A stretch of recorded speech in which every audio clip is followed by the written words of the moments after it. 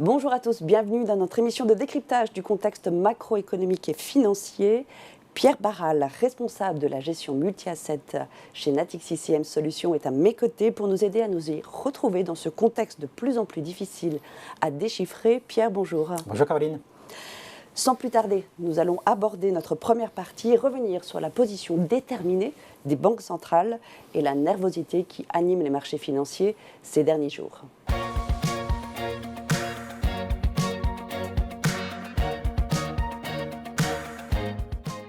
C'est une course effrénée contre l'inflation qu'a engagée les banques centrales et elles sont bien déterminées à la remporter. Pourtant, les premiers signes de victoire ne sont pas visibles encore sur l'économie. Vont-elles continuer l'accélération de hausse des taux, Pierre ?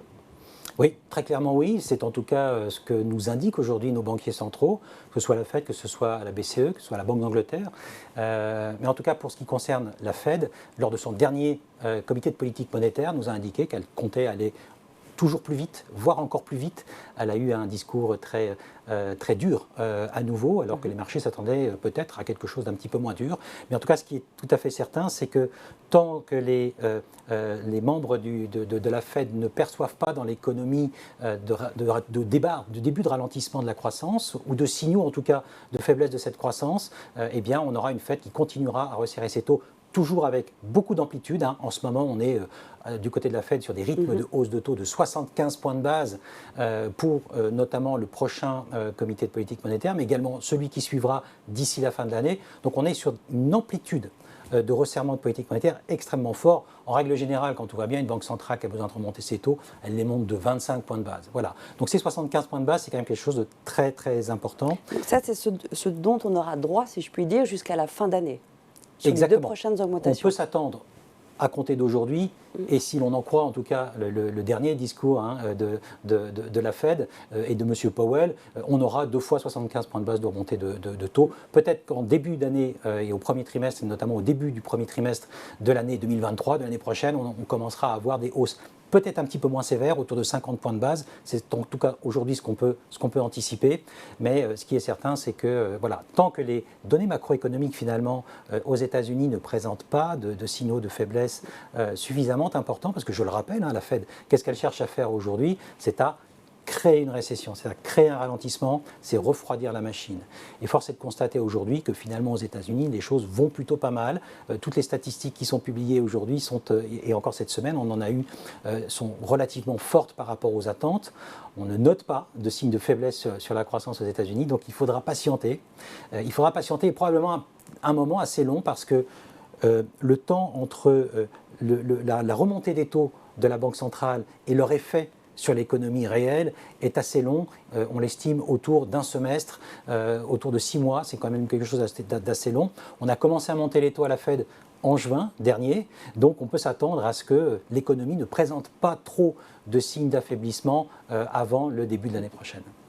Ça, c'était pour les États-Unis. En Europe, est-ce qu'on a un copier-coller en fait aujourd'hui de la Banque centrale européenne qui, elle aussi, s'échine à lutter contre l'inflation? Est-ce qu'on a en Europe les premiers signes déjà sur l'économie européenne? Alors, sur l'économie européenne, les choses sont différentes. On a déjà des PMI et des indicateurs économiques avancés qui sont en train de baisser, qui rentrent en zone de contraction, qui nous montrent que l'activité est en train de ralentir sur l'ensemble de la zone euro. La BCE, vous l'avez dit, est en train, avec du retard, mais mieux vaut tard que jamais, de copier-coller la politique monétaire de la Réserve fédérale avec des hausses de taux aussi très importantes. Donc on s'attend également encore avec un resserrement monétaire important du côté de la BCE qui devrait durer jusqu'à la fin de l'année également. Donc on est sur un resserrement monétaire tout à fait exceptionnel, historique, comme on n'avait pas eu depuis longtemps. Et le résultat recherché par ces banques centrales est toujours le même. C'est dans un premier temps ralentir la croissance pour pouvoir ensuite assister à un reflux de l'inflation. On ne pourra pas avoir de reflux de l'inflation si on ne fait pas baisser la croissance. Voilà. Et le choix a été fait par les banques centrales de générer cette croissance. C'est un choix volontaire de leur part. Donc là, il nous reste un semestre à patienter pour avoir une espèce de plateau dans le cadre de la politique des banques centrales. On a eu aussi quelques suées outre-Manche avec la Banque d'Angleterre qui est intervenue récemment pour sauver en fait, les marchés financiers suite aux décisions du gouvernement britannique. Alors en effet, le nouveau gouvernement britannique a annoncé cette semaine un nouveau plan fiscal extrêmement important, tout à fait exceptionnel, avec des montants aux alentours de 200 milliards de livres sterling de baisse des impôts et de déficit budgétaire. Ça a évidemment généré tout de suite une remontée très très forte des taux d'intérêt, de l'ensemble de la courbe des taux des obligations anglaises, des gilts. Pourquoi? Parce que eh bien, ces mouvements de baisse d'impôts sont quelque part une injection dans l'économie, une injection de liquidité dans l'économie, et donc vont mettre de l'huile sur le feu de l'inflation, ce qui va complètement à contrario de la politique de la Banque d'Angleterre, qui elle de son côté essaye de faire ralentir cette inflation. Donc on est confronté, si vous voulez, à un système où on a le sentiment que les deux, même si elles sont indépendantes, ne se parlent pas du tout, et donc mènent des politiques opposées. Et pour le coup, la Banque d'Angleterre a été obligée d'intervenir ce matin à la surprise générale en annonçant qu'elle allait acheter des obligations très long terme, puisque ces obligations très long terme remontaient encore hier de manière très importante. On a eu des hausses de 0,70 points de base sur des obligations à 30 ans, ce qui est très important pour des obligations aussi longues. Et donc la BOE a essayé de calmer le jeu aujourd'hui en intervenant sur le marché, mais cette fois-ci de manière en surprenant en fait complètement les marchés, ce qui a permis de stabiliser et de faire rebaisser ces taux à 30 ans, l'ensemble de la courbe des taux UK Gilt du reste, et donc de stabiliser globalement un peu l'ensemble des marchés qui ce soir commencent à respirer un petit peu et à se stabiliser. Parce que là on parle de la volatilité des marchés britanniques du fait de l'intervention, enfin des décisions du gouvernement, mais on l'observe aussi sur l'ensemble des marchés actions et taux, que ce soit en Europe ou aux États-Unis ces derniers jours. On sent quand même que les marchés sont fébriles par un manque de visibilité justement de la politique des banques centrales. Enfin, les banques centrales sont claires, mais sur les actions et les conséquences que ça aura sur l'économie. Exactement. Là, ce qui est beaucoup plus clair qu'il y a encore quelques semaines, c'est la détermination des banques centrales. Plus personne ne s'interroge sur leur détermination. Les choses sont très claires de ce point de vue-là.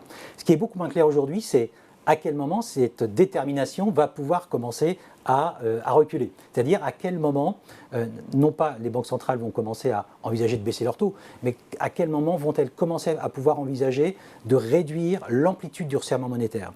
C'est ça qui va compter pour les marchés. Tant qu'on sera sur des amplitudes aussi fortes, comme je viens de décrire à l'instant, eh bien on aura des marchés stressés, puisque évidemment qui dit hausse des taux, dit stress également sur les entreprises, dit stress sur les résultats des entreprises, donc dit stress sur les actions. Donc on aura de toute façon des marchés encore compliqués tant que ces banques centrales n'auront pas communiqué sur l'approche d'un plateau ou en tout cas un ralentissement de la progression de la hausse des taux. Et un autre risque aussi, c'est accru ces derniers temps, c'est le risque géopolitique. On a vu le sabotage des gazoducs Nord Stream 1 et 2 avec les conséquences que l'on connaît sur l'énergie et donc de l'inflation, particulièrement en Europe. Et oui, évidemment, ça participe tout à fait au stress des marchés. C'est que la guerre en Ukraine n'est pas du tout en train d'aller dans le bon sens, loin s'en faut, même si l'Ukraine a repris des positions et a repris le dessus sur cette guerre et a mis en difficulté la Russie dans son attaque. On le voit bien aujourd'hui et depuis hier, cette nouvelle tout à fait effrayante de bombes qui ont explosé et qui ont percé en fait ce pipeline de gaz Nord Stream 1 et Nord Stream 2 qui génère du coup une fuite de gaz importante qui pourrait durer jusqu'à une semaine et qui évidemment a tout de suite provoqué un rebond très très fort des prix du gaz qui ont monté hier de 30% sur la seule journée d'hier, qui montaient encore ce matin d'une dizaine ou d'une quinzaine de pourcents. Donc voilà, cette crise énergétique générée par cette crise géopolitique est toujours présente, voire plus que jamais, à un moment où on entre dans l'hiver, même si on le sait aujourd'hui, les réserves en gaz de l'ensemble de l'Europe sont proches des 100% et devraient normalement permettre à l'Europe de se chauffer et de faire tourner leur industrie relativement correctement. Mais voilà, on a quand même là une source de stress très importante qui continue d'être présente. Alors un dernier point, qui est peut-être une petite éclaircie dans ce contexte, c'est un petit peu plus technique, c'est le retour des acheteurs sur les marchés. Alors, moins que le retour des acheteurs, je pense que ce qui est important de noter aujourd'hui, c'est que en fait, les marchés sont survendus. Les marchés d'actions sont survendus, les marchés d'obligations sont également survendus. On a un certain nombre d'indicateurs qu'on aime bien suivre au quotidien qui nous indiquent qu'on est rentré dans des zones rouges de survente. Ça veut dire quoi un marché survendu? Ça veut dire que l'essentiel des investisseurs est protégé, a acheté des protections dans son portefeuille, a réduit son exposition au risque, Bref, l'exposition globale au risque des investisseurs est beaucoup plus faible qu'elle était il y a encore un mois. Donc ça, c'est un élément qui va permettre au marché d'avoir beaucoup plus de difficultés à baisser, en fait. Ça va être un frein à la baisse des marchés, que ce soit des marchés d'actions ou des marchés obligataires.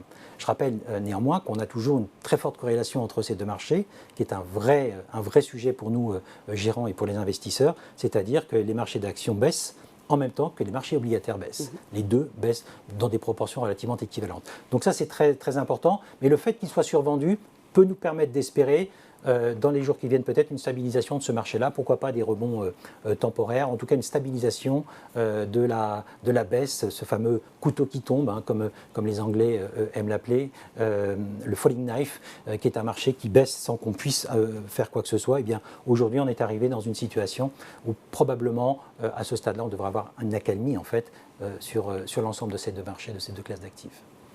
Très bien, nous allons voir dans cette deuxième partie, avec une corrélation positive entre les classes d'actifs, mais néanmoins, ce premier plateau, quelles décisions prendre sur les allocations de portefeuille?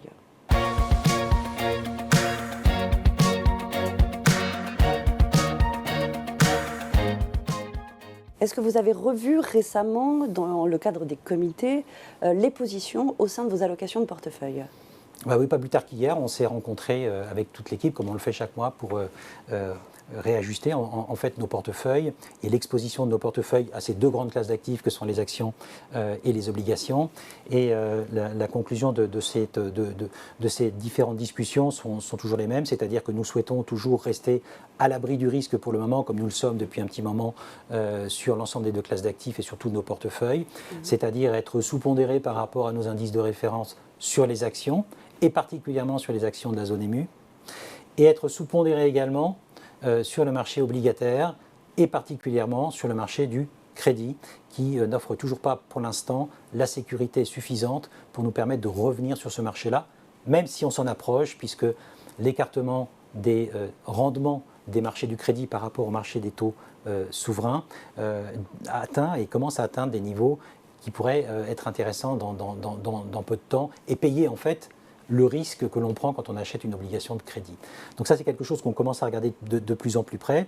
Ce qui est un peu dérangeant pour nous, c'est cette corrélation des deux marchés, actions et obligations, je le disais, qui baissent tous les deux dans des proportions à peu près équivalentes, ce qui, quand on gère un portefeuille diversifié, est un souci, puisque nous avons l'habitude généralement de construire nos portefeuilles entre ces deux classes d'actifs, l'une pouvant protéger l'autre quand l'une ne va pas bien, ce qui est souvent le cas des actions.